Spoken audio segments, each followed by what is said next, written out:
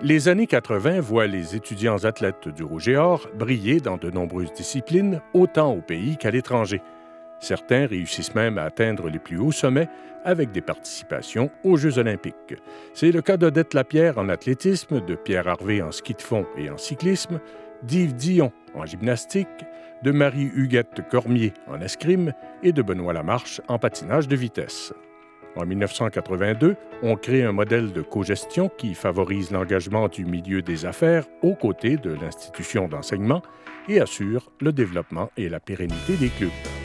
En 1984, l'entraîneur du club de natation, Jean-Marie Deconinck, lance un projet de financement original qui allie l'engagement communautaire et la sécurité routière, l'opération Nez Rouge. En 1986 et 1987, les plongeurs du Rouge et Or s'illustrent avec 2 championnats canadiens consécutifs. À partir de 1990, toutes les équipes d'excellence sportive de l'Université Laval adoptent le nom Rouge et Or. 5 ans plus tard, le logo fera son apparition et incarnera la vision d'excellence du programme. Entre-temps, le club de volley-ball masculin connaît ses heures de gloire avec 3 championnats canadiens en 5 ans. C'est l'apogée de Gino Brousseau et de Michel Caz qui connaîtront par la suite des carrières professionnelles. Brousseau fait aussi partie de l'équipe nationale aux Olympiques de Barcelone. Le basket-ball masculin effectue son retour à la compétition en 1992, suivi par le club de football qui naît en 1995, la même année que l'équipe féminine de soccer et une équipe de baseball. Les athlètes en sport individuel ne sont pas en reste. La triathlète Isabelle Gagnon remporte l'Ironman d'Hawaï en 1997. Les nageurs François Gravel et Sophie Simard se démarquent, alors que le plongeur Robert Baribeau et le joueur de badminton Jean-Philippe Goyette s'illustrent au pays et à l'étranger. Dans la foulée, on relance un programme de golf et le soccer masculin revient en force. Ces derniers atteindront la consécration en 2009 grâce à un premier titre canadien. Les golfeurs, pour leur part, triomphent au championnat canadien en 2010. Un nouveau personnage fait son apparition aux compétitions des équipes du Rouge et Or en 2002.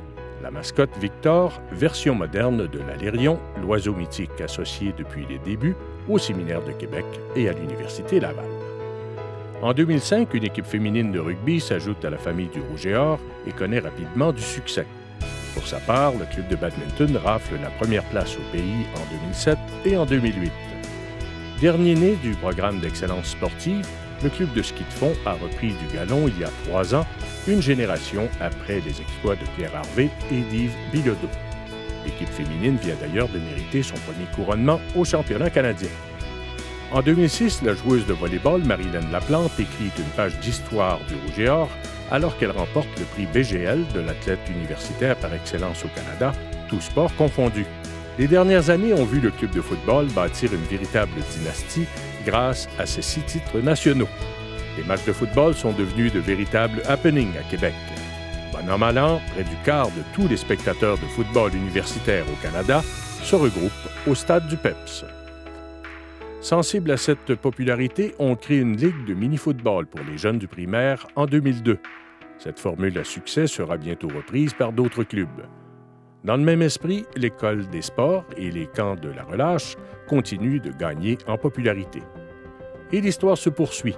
Le projet régional d'agrandissement du PEPS en fera l'un des plus importants complexes sportifs au pays. En favorisant la pratique sportive en général, en appuyant le développement du sport d'élite et en facilitant la formation et la rétention des athlètes, des entraîneurs et du personnel d'encadrement, le Super PEPS contribuera à atteindre de nouveaux sommets dans la conquête de l'excellence.